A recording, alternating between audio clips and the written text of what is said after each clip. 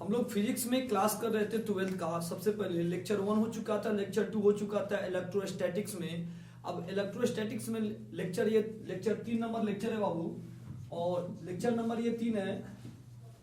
अभी 2023 और 2024 के जो बोर्ड एग्जाम के बच्चे, जो इसके एग्जाम देने वाले बच्चे हैं, जो बोर्ड एग्जाम की तैयारी कर रहे हैं, बिहार बोर्ड की जो तैयारी कर रहे हैं, प्लस उसके साथ जो जेई मेंस की जो तैयारी कर रहे हैं, वो भी बच्चे इसको पूरे कंटिन्यू क्लास को अच्छे से ध्यान से देखें। हर टॉपिक को किताब के एनसीईआरटी के पेज से हर टॉपिक को पेज बाय पेज आपको दी जा रही है। और अपने एनसीईआरटी को बुक को आप अच्छे से अगर देखते हैं, स्टडी करते हैं, तो आपको कोई ऐसा टॉपिक नहीं दिखाई देगी जो एक्स्ट्रा आ रहा है। इसमें पूरी किताब का हर टॉपिक को यहाँ पर लिख के समझाए जा रहे हैं। ये लिखने का मतलब क्या है? सबसे पहले ताकि आपकी टाइम की बचत होगी और आप इसको ज्यादा से ज्यादा इस टॉपिक को ध्यान से समझेंगे और इसको फॉलो करेंगे। चलिए यहां से देखते हैं। लेक्चर नंबर 3 आता है। आज की क्लास है आवेश का मात्रक पढ़ रहे हैं, यूनिट ऑफ चार्ज बोलते हैं। सबसे पहले एग्जाम में आता है कि आवेश का मात्रक क्या होता है। ये एक जगह पे पूरे इकट्ठे करके इसको दे दी गई है। देखिए आवेश का फॉर्मूला होता है Q बराबर IT। एक फॉर्मूला होता है Q बराबर IT, और Q को बोलते हैं आवेश या लिख सकते हैं उत्पन्न आवेश। I का मतलब धारा, उत्पन्न धारा। T का मतलब समय लगा समय, या समय भी बोल सकते हैं टाइम। आवेश का ये फॉर्मूला हो गया। आवेश का एक फॉर्मूला होता है Q बराबर IT।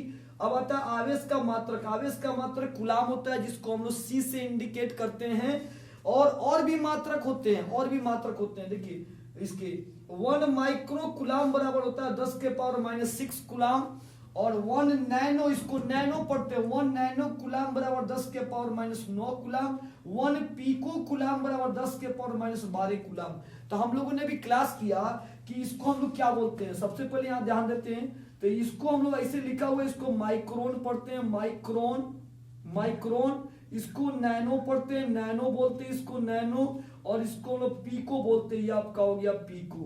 तो माइक्रोन, नैनो और पीको। तो 1 माइक्रो कूलाम बराबर इतना कूलाम 10 के पावर -6 कूलाम, 1 नैनो कूलाम बराबर 10 के पावर -9 कूलाम, 1 पीको कूलाम बराबर 10 के पावर -12 कूलाम। तो ये आवेश का मात्रक हो गया। आवेश के और भी मात्रक होते हैं, जिसमें सीजीएस पद्धति आता है। सीजीएस पद्धति में इसके मात्रक क्या होते हैं? स्टेट कूलाम या फ्रैंकलिन बोलते हैं। स्टेट कूलाम को हम लोग ESU से डिनोट करते हैं, जिसको इलेक्ट्रोस्टैटिक्स यूनिट बोलते हैं, ठीक है। या इसको लोग फ्रैंकलिन कहते हैं। 1 कूलाम बराबर कितना स्टेट कूलाम होता है? तो 3 × 10 के पावर 9 ESU, मतलब स्टेट कूलाम इसको बोलते हैं।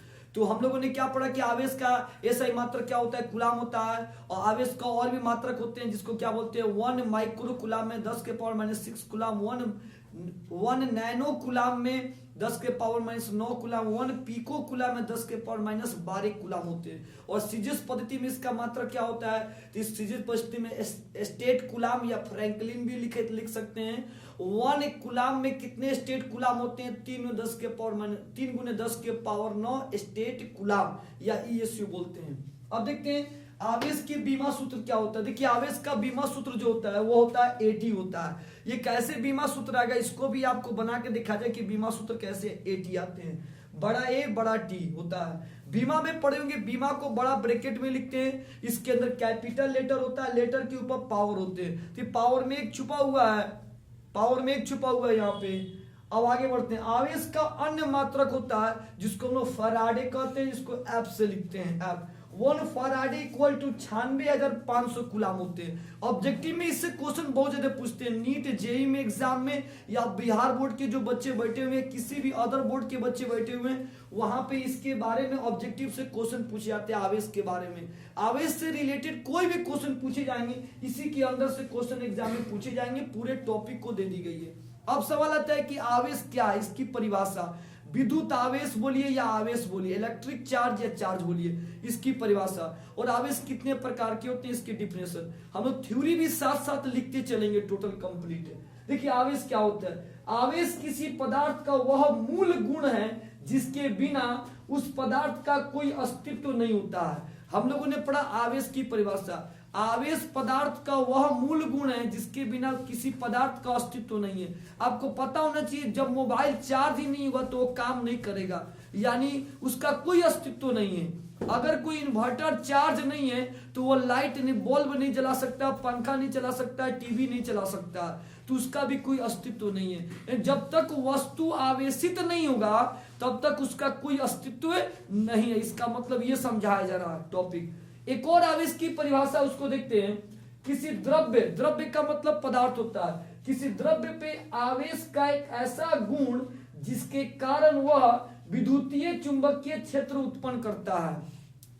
आवेश के दो डिफिनेशन है। पहला डिफिनेशन हम लोगों ने ऊपर वाले में क्या समझा कि आवेश के बिना कोई अस्तित्व नहीं है, मतलब इलेक्ट्रॉनिक जो सामान है, इलेक्ट्रॉनिक सामान जो आवेशित करने के बाद ही कार्य करते हैं, उसकी बात कर रही है फर्स्ट डिफिनेशन में। जब तक वह आवेशित नहीं होगी, चार्ज नहीं होंगे, तब तक वह कार्य नहीं करेंगे।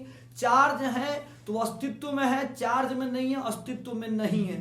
पहला टॉपिक खत्म। दूसरा टॉपिक में क्या पढ़े, जो वस्तु आवेशित होता है तो विद्युतीय क्षेत्र और चुंबकीय क्षेत्र उत्पन्न करता है, ये बात कर रहा है। बच्चे सोच रहे होंगे विद्युतीय क्षेत्र क्या होता है, इलेक्ट्रिक फील्ड, और चुंबकीय क्षेत्र मैग्नेटिक फील्ड। आगे की क्लास में आपको मिलेगा विद्युतीय क्षेत्र क्या होता है, पूरा एक एक करके समझा जाएंगे। विद्युतीय क्षेत्र क्या होते हैं, चुंबकीय क्षेत्र क्या होते हैं। अभी की टॉपिक आ रही है, उसको ध्यान से देखना है कि आवेश के क्या बारे में। आवेश के बारे में दो समझाया गया है, ठीक है। आवेश के दो प्रकार होते हैं, धनात्मक आवेश, ऋणात्मक आवेश, या धन आवेश, ऋण आवेश, इसको पॉजिटिव चार्ज और निगेटिव चार्ज कहते हैं। सवाल आता है कि धन आवेश क्या होते हैं, तो आपको पढ़ाया गया है कि जब एक वस्तु को दूसरे पे रगड़ते हैं तो एक में से इलेक्ट्रॉन निकल कर दूसरे में चले जाते हैं, तो जब जिसमें से इलेक्ट्रॉन का त्याग होगा उसे धन आवेश कहते हैं। याद रखें जी, जिसमें से इलेक्ट्रॉन का त्याग होगा उसको धन आवेश कहेंगे, और जिसके अंदर जा रहा है उसको हम लोग क्या बोलते हैं, ऋण आवेश कहते हैं। वही परिभाषा दी गई है। किसी पदार्थ में इलेक्ट्रॉन की कमी, मतलब दो पदार्थ को हमने क्या किया, रगड़ा, जब उसको रगड़े इस पे, तो ये ब्लैक वाले में से ब्लू वाले में इलेक्ट्रॉन चला गया, तो ब्लैक वाले में इलेक्ट्रॉन की क्या हो गई, कमी हो गई, और कमी हुई इसका मतलब क्या बोलेंगे, प्रोटॉन की अधिकता, यानी इलेक्ट्रॉन की कमी हुई तो उसको हम क्या बोलेंगे, धन आवेश। और जिसके अंदर इलेक्ट्रॉन गया मतलब ग्रहण हुआ है, उस बात को क्या बोलेंगे, ऋण आवेश बोलते हैं। तो ये बात हम लोगों ने यहाँ पे समझा आवेश के परिभाषा और आवेश के प्रकार के बारे में। लास्ट एक बार रिपीट की जा रही है, को मिनट को देखिए, चलिए ध्यान से एक बार देखते हैं बोर्ड पे बालक। आवेश का हम लोगों ने क्या पढ़ा कि आवेश की फॉर्मूला होती है Q बराबर I T। इसका मात्रक होता है कूलाम, जिसको C से इंडिकेट करते हैं, और इसका और भी मात्रक होते हैं जिसको बोलते हैं 1 माइक्रो कूलाम में 10 के पावर माइनस 6 कूलाम, 1 पीक नैनो कूलाम में 10 के power minus 9 coulomb, 1 pico coulomb में 10 के पावर माइनस 12 कूलाम। आवेश का सीजीएस पद्धति में मात्रक क्या होता है, तो हम लोग बोलते हैं स्टेट कूलाम, या हम लोग उसको फ्रैंकलिन बोलते हैं। स्टेट कूलाम में मान कितना होता है, तो 1 कूलाम बराबर 3 गुने 10 के पावर 9 स्टेट कूलाम होते हैं। आवेश का और भी बड़े मात्रक होते हैं जिसका नाम क्या, फैराडे बोलते हैं, जिसको F से इंडिकेट करते हैं। अब यहाँ आता है फैराडे के बारे में। 1 फैराडे में कितने कूलाम होते हैं, 96,500 कूलाम होते हैं। आवेश का बीमा सूत्र क्या होता है, तो उसको हम लोग AT से इंडिकेट करते हैं। ये बीमा सूत्र निकला कहां से, तो एक बार इस फॉर्मूला पर देखते हैं इसका बीमा सूत्र। देखिए इसका बीमा सूत्र मतलब इन डायमेंशन, डायमेंशन मींस की बात कर रहे हैं। देखिए आई को, देखिए यहाँ पे जो हम लिखे ये सब आदमी नोट कर चुके होंगे, एक बार ध्यान से देख लेते हैं, आगे बढ़ते हैं। इसका बीमा सूत्र की बात करते हैं, तो इसको हम लोग चार्ज बोलेंगे, और चार्ज आवेश को चार्ज, Q को चार्ज बोलते हैं, चार्ज का बीमा सूत्र। तो देखिए I को हम किस में इंडिकेट करते हैं, I का बीमा सूत्र जो होता है बाबू A से इंडिकेट करते हैं। I को बीमा में A से इंडिकेट करते हैं और T को बड़ा T से लिखते हैं, और बड़ा ब्रैकेट दे दिए, तो इसका सूत्र हो गया AT हो गया। या रटने की जरूरत ही नहीं है हम लोगों को। तो हम लोगों ने I को बड़ा A से लिखा और T को बड़ा T से लिखा, I को A से T को T से लिखे। ये हम लोगों ने मात्रक के बारे में समझा। आवेश की परिभाषा, जब तक वस्तु आवेशित नहीं होगा, उसका आवेशित होगा तो अस्तित्व में है, आवेशित नहीं है तो अस्तित्व में नहीं है। ये पहला टॉपिक समझा। दूसरा समझा, क्या समझा आवेश में, यहाँ पे जो वस्तु आवेशित होगा तो विद्युतीय क्षेत्र चुंबकीय क्षेत्र उत्पन्न करेगा, ये पढ़े। आवेश दो प्रकार के, धन आवेश, ऋण आवेश। धन आवेश में क्या समझा, पॉजिटिव चार्ज में इलेक्ट्रॉन की जहां कमी होगी उसको धन आवेश बोलेंगे, और जहां इलेक्ट्रॉन की संख्या बढ़ रही है, ग्रहण हो रहा है, वहां पे ऋण आवेश बोलते हैं। अब हम अगले टॉपिक में प्रवेश करेंगे। आवेश के बारे में पढ़ चुके हैं, अब पढ़ना है आवेश संरक्षण का नियम क्या होता है, उसको अब क्लास स्टार्ट करने जा रहे हैं हम लोग।